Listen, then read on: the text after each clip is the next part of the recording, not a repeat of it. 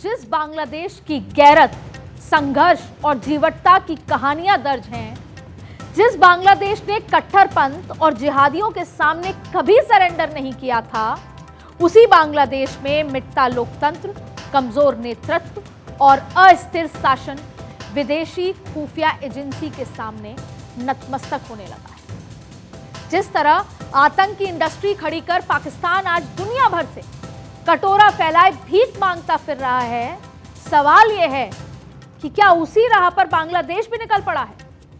जिस बांग्लादेश में टेक्सटाइल समेत कई बड़ी इंडस्ट्रीज फल फूल रही थी, अक्सर आप देखते होंगे शर्ट पैंट खोल के देखते होंगे तो मेड इन बांग्लादेश, और वो विदेशी जो कंपनीज हैं, विदेशी जो फैक्ट्रीज हैं वहां से आती थी। वहीं एक्सपोर्ट जहां पर बढ़ रहा था, इकोनॉमिक ग्रोथ में आश्चर्यजनक उछाल था, क्या वो बांग्लादेश अब कट्टरता और टेरर एक्सपोर्ट करेगा? बड़ा सवाल। बांग्लादेश की क्रांति के प्रतीक रहे परिवार की शेख हसीना का तख्ता पलट होने के बाद सब हालात बदल चुके हैं। ये देश जिस रास्ते पर निकल पड़ा है वो किसी अंधेरे कुएं की तरफ जाता नजर आ रहा है, जहां सिर्फ हिंसा, युवाओं के लिए नाउमीदी, मुल्क के लिए बदतर मुस्तकबिल के अलावा कुछ हासिल नहीं होने वाला है। शेख हसीना ने अमेरिकी दखल को बर्दाश्त नहीं किया तो क्या हुआ? नतीजा, उनको सत्ता से बाहर होना पड़ा, यहां की अपने देश से बाहर जाना पड़ा। अमेरिका को सेंट मार्टिन द्वीप देने की बात स्वीकार नहीं की तो उन्हें सत्ता से हाथ धोना पड़ गया। इसीलिए कभी अमेरिका के सुरक्षा सलाहकार रहे दिवंगत हेनरी किसिंजर ने कहा था, it may be dangerous to be America's enemy but to be America's friend is fatal. समझ गए होंगे आप, अमेरिका की दुश्मनी खतरनाक हो सकती है लेकिन अमेरिका की दोस्ती घातक है। और भारत इसीलिए इस फलसफे को काफी पहले से जानता है और तभी अमेरिका से संबंधों में हमेशा सावधानी बरतता है। अपने हितों से समझौता करने की कोई शर्त नहीं मानता भारत, लेकिन बांग्लादेश ऐसा नहीं कर पाया और ऐसा करने के लिए स्ट्रांग नेतृत्व चाहिए। बांग्लादेश के पास शायद ऐसा सोचने वाला ब्रेन ही नहीं है। अमेरिका की सरपरस्ती करने वाले मोहम्मद यूनुस आज अमेरिका की जी हुजूरी में इतने मशगूल हो गए हैं कि उन्हें रस्सी की शक्ल में लेटा सांप दिखाई दे ही नहीं रहा। अगर आप ध्यान दीजिएगा तो भारत के ये सबसे महत्वपूर्ण बात है और ये इसीलिए समझनी जरूरी है कि आज हम किस दौराए पर खड़े हैं और हमें कितना सतर्क रहने की जरूरत है। ध्यान से देखेंगे तो भारत के इर्द गिर्द हर ओर जियोपॉलिटिक्स बेहद तेजी से बदलती नजर आ रही है। तो आज के पॉलिटिकल कॉरिडोर में मैं इसी बदलाव की बात करूंगी। ट्रंप टैरिफ वॉर दुनिया भर में धमाका कर रहा है, लेकिन इसी धमाके के बीच कुछ और भी चल रहा है। भारत, चीन और रूस एक मजबूत साझेदारी बनकर जैसे ही उभरने लगा तो अब अमेरिका किसी तरह ना सिर्फ भारत और चीन के इर्द गिर्द अपना दबदबा कायम करने में जुटा है, और आज इसी को मैं डिकोड करूंगी, समझाऊंगी आपको कि इस समय जियोपॉलिटिकल सिचुएशन कितनी नाजुक बनी है। अब सवाल है कि आखिर क्यों अमेरिका कह रहा है कि वो अफगानिस्तान में अपना सैन्य अड्डा दोबारा तैयार करेगा। पाकिस्तान में तो वो पहले ही अमेरिका का बेस कैंप उसका ऑलरेडी मौजूद है, तो वहीं बांग्लादेश में भी अमेरिका किसी तरह दबे पांव अपने बेस तैयार करने में मशगूल नजर आ रहा है। दिखाई तो ऐसा ही दे रहा है और इसको लेकर बेहद सतर्क रहने की जरूरत है, क्योंकि अमेरिका यहां से सिर्फ चीन पर नजर नहीं रखेगा बल्कि भारत और हिंद महासागर में भी अपना दबदबा बढ़ाने की तैयारी में वो आगे निकल रहा है। और इसीलिए सवाल उठ रहे हैं कि क्या साउथ एशिया में नया पावर प्ले शुरू हो रहा है?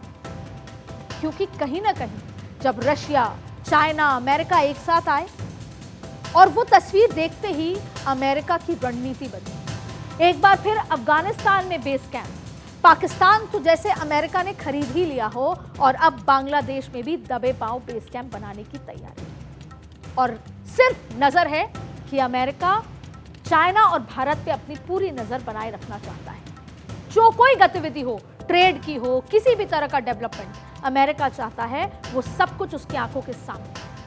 दरअसल अमेरिका के हालिया कदम ये बताता है कि वो साउथ एशिया और इंडो पैसिफिक में एक बड़े प्लान पर काम करना शुरू कर रहा है।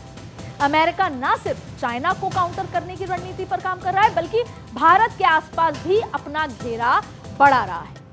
भारत झुकता नहीं है ना, हम झुके नहीं तो उसको लगा कि कोई और रणनीति तैयार करनी है, और इसीलिए बांग्लादेश से लेकर पाकिस्तान, अफगानिस्तान, श्रीलंका और नेपाल में अमेरिकी सक्रियता इस बात का संकेत दे रही है।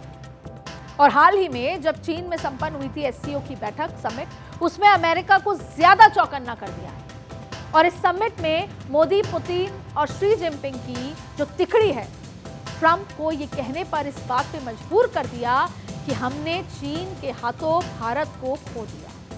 मतलब ये साफ है कि रिक, रशिया, इंडिया, चाइना, ये गठजोड़ ऐसा है जो अमेरिका को परेशान कर रहा है, और अमेरिका ने अपनी रणनीति को नए सिरे से लागू करना शुरू कर दिया, और इसीलिए हमें सतर्क रहना जरूरी है। अब दुनिया में वर्चस्व की इस लड़ाई में, इस जंग में हर ताकतवर देश अपने प्रभाव का विस्तार करने के लिए छोटे देशों को मोहरा बनाता आया है, और वही अमेरिका कर रहा है। इस लिस्ट में जो सबसे बड़ा नाम है उनमें से एक है अमेरिका और दूसरा है चीन।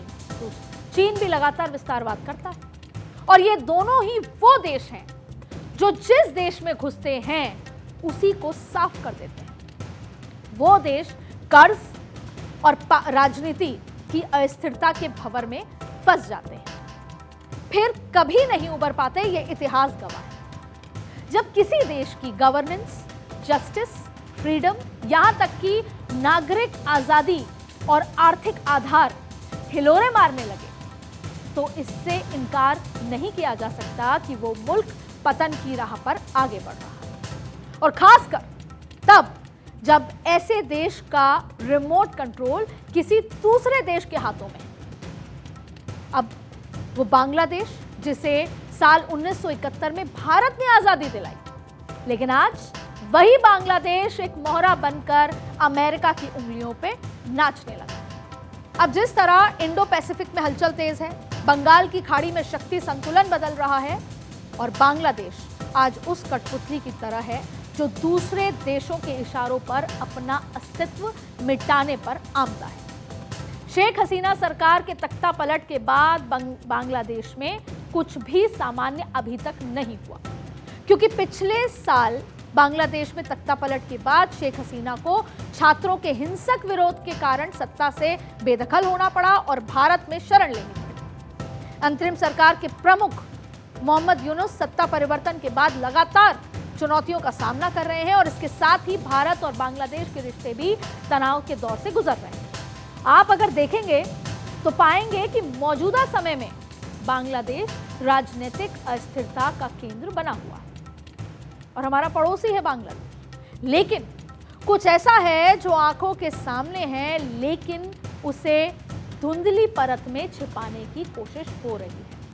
और ऐसा इसलिए क्योंकि बांग्लादेश में अमेरिकी सैनिकों की मौजूदगी ने एक नई बहस को जन्म दे दिया। पूरी दुनिया में इसको लेकर चर्चा तेज हो गई है कि बांग्लादेश में कौन सी खिचड़ी पक रही है। 14 सितंबर को अचानक बांग्लादेश के चट्टोग्राम शहर, जिसे पहले चटगांव के नाम से जाना जाता था, वहां पर शाह अमानत एयरपोर्ट पर अमेरिकी C-130J सुपर हरक्यूलिस विमान की लैंडिंग होती, और फिर 100 से ज्यादा अमेरिकी सैनिक बांग्लादेश की राजधानी ढाका से महज कुछ ही दूर पर रेडिसन ब्लू होटल में चेक इन करते हैं, और वो भी बिना इमिग्रेशन क्लियरेंस के। मीडिया को इसकी भनक नहीं लगती, ना कोई प्रेस रिलीज, ना कोई ऑफिशियल इनविटेशन, और रडार पर भी कोई ट्रेस दिखाई नहीं देती। यानी एकदम साइलेंट लैंडिंग, एकदम साइलेंट प्लान, जो ये शक पैदा करता है। और दावा क्या किया जा रहा है कि ये पैसिफिक एंजल 25 3 ह्यूमैनिटेरियन ड्रिल है। लेकिन होटल में 85 कमरे पहले से बुक क्यों किए गए? ये सिर्फ मेडिकल ड्रिल है या कुछ और है? होटल में अमेरिकी सैनिक की मौजूदगी की तस्वीरें भी सामने आती, और इन तस्वीरों में होटल की लॉबी में आपको अमेरिकी सैनिक खड़े हुए नजर आएंगे और वो भी अपने लगेज के साथ। और खास बात यह है कि इनमें से किसी भी अमेरिकी सैनिक का नाम होटल के रजिस्टर में दर्ज नहीं किया जाता। ठीक एक दिन बाद 15 सितंबर को अमेरिकी सैनिक ने बांग्लादेश वायुसेना के पटेंगा एयरबस का दौरा भी किया। यहां यह भी समझना होगा कि यह वही चटगांव है जो भारत के नॉर्थ ईस्ट से सिर्फ कुछ ही घंटों की दूरी पर है और बंगाल की खाड़ी का सबसे अहम पोर्ट है। अब टाइमिंग देख लीजिए, क्योंकि उस दिन म्यांमार में भारत की तीनों सेनाओं के 120 जवान पहुंचे थे। भारतीय वायुसेना का IL-76 ट्रांसपोर्ट विमान म्यांमार पहुंचा, जिसमें 120 भारतीय सैनिक थे, जो कि reciprocal military cultural exchange programme का हिस्सा है, जो संयुक्त सैन्य अभ्यास और ट्रेनिंग पर केंद्रित था। अब भारत म्यांमार सीमा पर स्थिरता के लिए यह नियमित रूप से किया जाता है। म्यांमार में इस वक्त गृह युद्ध की स्थिति भी बनी हुई है और भारत अपना नॉर्थ ईस्ट सुरक्षित रखना चाहता है, क्योंकि भारत के लिए नॉर्थ ईस्ट की सुरक्षा सर्वोपरि है। रिपोर्ट्स ये भी कहती हैं कि ये ड्रिल सहयोग बढ़ाने के लिए है, लेकिन अमेरिका की बांग्लादेश में गतिविधियों से यह लगता है कि क्षेत्रीय शक्ति का खेल चल रहा है। भारत को ऐसा अंदेशा भी है कि अमेरिका चटगांव से प्रभाव बढ़ा रहा है, जो भारत की सीमाओं को खतरे में डाल सकता है। हमने ये भी समझना बेहद जरूरी होगा कि बांग्लादेश को आज जो हालात बांग्लादेश के हो चुके हैं, क्या ये खुद बांग्लादेश का फैसला है या फिर प्रॉक्सी कंट्रोल है? क्योंकि बांग्लादेश के सामने दो रास्ते हैं। पहला, स्वतंत्र राष्ट्र के रूप में अपनी नीति तय करना, जिसमें भारत, अमेरिका, चीन सभी से समान दूरी बनाई रखी जाए और ट्रेड के संबंध स्थापित किए जाए। दूसरा, एक मोहरे की तरह काम करना, जिसमें बांग्लादेश की विदेश नीति, सुरक्षा नीति और यहां तक की लोकतांत्रिक प्रणाली बाहर से नियंत्रित हो, यानी कठपुतली की तरह बांग्लादेश हो। लेकिन यह भी कहना गलत नहीं होगा कि आज बांग्लादेश संप्रभुता से ज्यादा सर्वाइवल डिप्लोमेसी खेल रहा है। किसी एक के विरोध में जाना मतलब दूसरे की गोद में बैठना, लेकिन यह नीति टिकाऊ नहीं बल्कि बांग्लादेश को बर्बादी के रास्ते पर ले जाने वाली साबित होगी। और जब बात अमेरिका की हो तो ये और भी जरूरी हो जाता है कि बांग्लादेश मुल्क को किस रास्ते पर ले जाना चाहता है। जब शेख हसीना की सरकार थी और जब तक थी, उन्होंने कोई समझौता नहीं किया। जब समझौते की बारी आई तो मना किया। अमेरिका को बांग्लादेश के सेंट मार्टिन द्वीप देने से साफ लहजे में इनकार कर दिया। लेकिन अब बांग्लादेश की कठपुतली सरकार यानी कि मोहम्मद यूनुस, मानो वो बाहें फैलाकर अमेरिकी राष्ट्रपति डोनाल्ड ट्रंप से अपनी जमीन का सौदा करने का मन बना चुके। बांग्लादेश का चटगांव और दूसरा सेंट मार्टिन पोर्ट अमेरिका के लिए क्यों अहम है, यह भी समझना बेहद महत्वपूर्ण है। देखिए, चटगांव पोर्ट बांग्लादेश का सबसे अहम समुद्री बंदरगाह है। चटगांव राजनीतिक रूप से भी बहुत महत्वपूर्ण है और बंगाल की खाड़ी में कंट्रोल के लिए सबसे ज्यादा इंपॉर्टेंट स्ट्रेटेजिक पॉइंट माना जाता है। इसके साथ ही ये भारत के नॉर्थ ईस्ट वाले इलाके और म्यांमार की सीमा के पास भी आता है। अब बंगाल की खाड़ी में कंट्रोल के लिए चटगांव पोर्ट बेहद अहम हो जाता है, जिस पर अमेरिका की नजर है। जबकि सेंट मार्टिन आइलैंड बांग्लादेश का एकमात्र कोरल द्वीप है जो म्यांमार और अराकान तट के पास है। ये चीन के खिलाफ निगरानी के लिए परफेक्ट लोकेशन की तरह माना जाता है और यही वजह है कि अमेरिका की नजर बांग्लादेश के चटगांव पोर्ट और सेंट मार्टिन द्वीप पर गड़ी हुई है। यानी एक तरफ आप भारत पे नजर रख सकते हैं, भारत के नॉर्थ ईस्ट इलाके पर आपका कंट्रोल बढ़ सकता है और दूसरी तरफ आप चीन पर नजर रख सकते हैं। इसीलिए ये दो पॉइंट बेहद महत्वपूर्ण है अमेरिका के। वो अमेरिका जो भारत और चीन को कंट्रोल करना चाहता है, उसके लिए ये दो पॉइंट सबसे ज्यादा जरूरी हो जाते हैं, जहां वो अपनी मौजूदगी दर्ज कराना चाहता है लगातार। अब यूनुस सरकार भारत विरोधी मानसिकता वाली है और अमेरिका की बांग्लादेश नीति भारत को बाईपास करती दिख रही है। जब अमेरिकी सेना का चटगांव आना कोई बिन बुलाए बाराती वाली सिचुएशन तो नहीं होगा। तो सवाल यह है कि क्या यह सिर्फ पैसिफिक एंजल 25-3 का हिस्सा है जैसा अमेरिका कह रहा है, यानी कि मेडिकल और डिजास्टर्स रिलीफ के लिए यह ड्रिल है, या फिर बांग्लादेश में कुछ और ही पक रहा है। यह हमने समझना इसलिए जरूरी है कि पैसिफिक एंजल जैसी ह्यूमैनिटेरियन ड्रिल्स अक्सर असल स्ट्रेटेजिक प्रेजेंस यानी कि रणनीतिक उपस्थिति के लिए जमीन तैयार करती है। और गौर करने वाली बात तो यह है कि बांग्लादेश पहुंची अमेरिका की टीम में कोई आम सैनिक नहीं, एलीट क्लास वाले अधिकारी हैं। और अगर आप बांग्लादेश की वर्तमान अंतरिम सरकार को देखेंगे तो मोहम्मद यूनुस का झुकाव अमेरिका की तरफ इसलिए भी है क्योंकि भारत के साथ पहले से संबंध खट्टे हैं और ऐसे में ये सब इत्तेफाक तो नहीं हो सकता। यहां तो ये भी समझना होगा कि क्या इंडो पैसिफिक का नया समीकरण बन रहा है, क्योंकि बांग्लादेश में अमेरिका की बढ़ती मौजूदगी, भारत की बॉर्डर सुरक्षा की सख्ती, म्यांमार में अस्थिरता और चीन पर निगरानी सब कुछ बताता है। बंगाल की खाड़ी अब सिर्फ व्यापार का रास्ता नहीं, जियोपॉलिटिकल वॉर का अखाड़ा बनता नजर आ रहा है। यानी ये सब बंगाल की खाड़ी की भू राजनीति का हिस्सा लगता है। अमेरिका इंडो पैसिफिक रीजन में चीन को रोकना चाहता है और इसीलिए बांग्लादेश जैसे पड़ोसियों को अपने साथ ले रहा है। जब बांग्लादेश में हसीना के तख्तापलट के बाद भारत विरोधी भावनाओं का तूफान खड़ा हो रहा था, सोशल मीडिया पर भी चर्चाएं तेज हो रही थी। लोग ये पूछ रहे थे कि क्या मोहम्मद यूनुस ने बांग्लादेश को अमेरिका के हवाले कर दिया?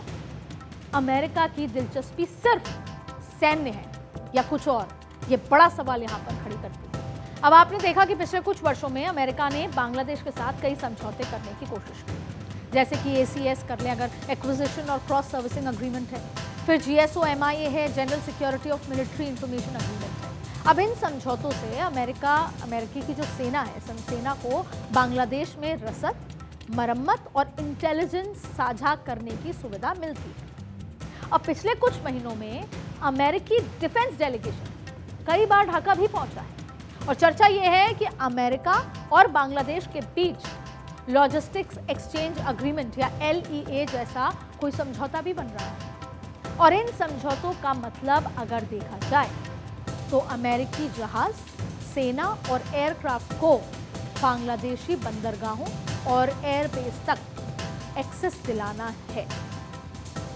अमेरिका की नजर सिर्फ बांग्लादेश में अपनी पोजीशनिंग मजबूत करने पर नहीं, बल्कि वो अफगानिस्तान से लेकर ईरान तक के मोर्चे पर घेराबंदी कर रहा है। डोनाल्ड ट्रंप ने ब्रिटेन में साफ कहा कि वो अफगानिस्तान का बगराम एयरबेस दोबारा लेने की तैयारी में। बगराम अफगानिस्तान का सबसे बड़ा एयरबेस है जिस पर अमेरिकी सेनाएं काबिज थी और 2021 में तालिबान का कब्जा करने के बाद अमेरिका को बगराम एयरबेस छोड़ना पड़ा। लेकिन अब ट्रंप की चाहत यह है कि अमेरिका एशिया में अपनी मौजूदगी बढ़ाए। टैरिफ पर जिस तरह से भारत अपने हितों को लेकर अमेरिका के सामने अड़ गया, इससे ट्रंप प्रशासन की चिंताएं बढ़ी। भारत दुनिया की चौथी सबसे बड़ी अर्थव्यवस्था के लिहाज से बढ़ रहा है और हमारी अर्थव्यवस्था लगभग 8% की दर से आगे बढ़ रही है। और ऐसे में अमेरिका अब चीन के साथ साथ भारत की बढ़ती ताकत से बेचैन है। एक तरफ अमेरिका से टैरिफ और ट्रेड को लेकर बातचीत चल रही है, दूसरी तरफ लगातार ट्वीट माय फ्रेंड ट्वीट भी हो रहा है। लेकिन अमेरिका ने ईरान में चारबा पोर्ट को लेकर भारत को एक और झटका देने की कोशिश की। बातचीत अलग और पीछे के एक्शंस अलग। ट्रंप प्रशासन ने ईरान के चाबार पोर्ट से जुड़ी छूट को खत्म करने का ऐलान कर दिया है, जिससे इस रणनीतिक बंदरगाह पर काम कर रहे देशों और कंपनियों पर अब प्रतिबंध लगाए जा सकते हैं। और ऐसे में चाबार बंदरगाह भारत के लिए एक रणनीतिक संपत्ति भी, क्योंकि इसे चीन पाकिस्तान के ग्वादर बंदरगाह का जवाब माना जाता है, तो ईरान की सीमा के करीब से गुजरता भी है। चाबार पोर्ट पर प्रतिबंध से भारत की रीजनल कनेक्टिविटी कमजोर पड़ सकती है। तो अब सवाल यह है कि भारत चीन रूस का गठजोड़ मजबूत होने की स्थिति में अमेरिका को क्या क्वाड के कमजोर होने की चिंता सता रही है और इसीलिए वो एशिया के साथ साथ इंडो पैसिफिक में अपनी स्थिति मजबूत करने के लिए दूसरे प्लान तैयार कर रही है। बांग्लादेश में अमेरिका की दस्तक क्या चीन के लिए भी खतरे की घंटी है? कुछ तो कॉन्स्पिरेसी थ्योरीज जो हैं, जैसे मिलिट्री बेस सेटअप करने की बात करना या जो नजर आ रहा है, सवाल ये है कि क्या अमेरिका बांग्लादेश में पैर जमाकर चीन को घेरने की तैयारी कर रहा है? एक तरफ जहां अमेरिका की ख्वाहिश बांग्लादेश और म्यांमार को काटकर खुद का सैन्य अड्डा बनाने की है, तो चीन की ख्वाहिश भी बांग्लादेश में अपना एयरबेस बनाकर अपने स्ट्रिंग ऑफ पर्ल्स को पूरा करने की। स्ट्रिंग ऑफ पर्ल्स चीन की एक सामरिक और आर्थिक रणनीति है जिसका मकसद साउथ एशिया और इंडो पैसिफिक रीजन में चीन के प्रभाव को बढ़ाने का है। इंडो पैसिफिक रीजन की बात करें तो चीन की घुसपैठ और लगातार सैन्य विस्तार कर रहा है। साउथ चाइना सी में भी आर्टिफिशियल आइलैंड का निर्माण कर रहा है और म्यांमार में बंदरगाहों पर अपनी पकड़ मजबूत कर रहा है। ये सब कुछ चीन की स्ट्रिंग ऑफ पर्ल्स का हिस्सा है। चीन की स्ट्रिंग ऑफ पर्ल स्ट्रैटेजी के बारे में अगर बात करें तो ये रणनीति चीन की ओर से हिंद महासागर में महत्वपूर्ण समुद्री मार्गों यानी कि सी लाइंस ऑफ कम्युनिकेशन SLOCs पर बंदरगाह, सैन्य अड्डे और राजनयिक संबंधों के माध्यम से प्रभाव बढ़ाने की कोशिश है। इसमें मालदीव है, श्रीलंका है, पाकिस्तान है, बांग्लादेश है, म्यांमार जैसे देशों में बंदरगाहों और बुनियादी ढांचे का विकास भी शामिल है। चीन की स्ट्रिंग ऑफ पर्ल्स रणनीति के हिस्से के रूप में देखें तो ये एक ऐसा जियो स्ट्रेटेजिक चक्रव्यूह है जो भारत को समुद्र और जमीन दोनों से घेरने के इरादे से रचा जा रहा है। अब स्ट्रिंग ऑफ पर्ल्स में पर्ल्स यानी कि मोती किसे कहा गया है वो समझ। दरअसल इसमें से एक है पाकिस्तान का ग्वादर बंदरगाह जो CPEC का हिस्सा है, सीपेक जो हम अक्सर कहते हैं, और इस तरह श्रीलंका का हम्बरटोटा बंदरगाह जिसे चीन ने 99 साल के लिए लीज पर ले रखा है। वहीं म्यांमार जहां क्यायुपकू बंदरगाह और कोको द्वीप पर चीन की सैन्य मौजूद है, और इस तरह बांग्लादेश का चटगांव बंदरगाह जहां चीन ने कंटेनर शिपिंग सुविधा डेवलप की, और इस तरह जिबूती, मालदीव, सूडान और साउथ चाइना से भी चीन सक्रिय है। चीन ने बांग्लादेश में $30 अरब से अधिक निवेश कर रखा है। सड़कें, बंदरगाह, पावर प्लांट सब चीन की छाप है। लेकिन अगर बांग्लादेश अब अमेरिका के साथ लॉजिस्टिक्स अग्रीमेंट साइन कर लेता है तो चीन की रणनीति खतरे में आ जाएगी, और चीन के लिए बांग्लादेश एक सॉफ्ट सैटेलाइट स्टेट था जो अब ड्यूअल अलाइन जोन बनता नजर आ रहा है। यानी बांग्लादेश पर चीन की पकड़ ढीली हो रही है और अमेरिका धीरे धीरे उस खाली स्पेस को भरने की कोशिश कर रहा है। शेख हसीना की सरकार अभी तक अमेरिका को संतुलित दूरी से देखती रही, लेकिन अब का ग्रीन सिग्नल मिलता है तो बांग्लादेश भारत, चीन और अमेरिका के बीच एक रणनीतिक जुगलबंदी में फंस सकता है, और अमेरिका का ये कदम बांग्लादेश की संप्रभुता पर भारी पड़ सकता है। और जिस तरह ये यूनुस सरकार अमेरिका को खुला मंच दे रही है, पिछले महीने अगस्त में एक अमेरिकी स्पेशल फोर्स अधिकारी की रहस्यमयी मौत भी हुई ढाका के वेस्टिंग होटल में, फिर टाइगर लाइटनिंग ड्रिल हुई सिलहट में, और अब चटगांव। ये सब एक सीक्वेंस में हो रहा है। ये सिर्फ सैन्य अभ्यास नजर नहीं आ रहा, ये एक मैसेज है इंडो पैसिफिक में अमेरिका की वापसी का। और बांग्लादेश अब सिर्फ रणनीतिक साझेदार नहीं, संभावित लॉजिस्टिक्स हब बनता दिख रहा है। भारत के लिए ये चिंता की बात है, लेकिन भारत को चिंताओं से उभरने में बखूबी वो प्ले आता है। जरूरत पड़ी तो भारत इस कूटनीतिक चक्रव्यूह को तोड़ने के लिए भी तैयार है, और उसकी स्ट्रैटेजी बिहाइंड द कर्टन शुरू हुई। पॉलिटिकल कॉरिडोर में आज इतना ही। देश दुनिया की बाकी खबरों के लिए देखते रहिए भारत में।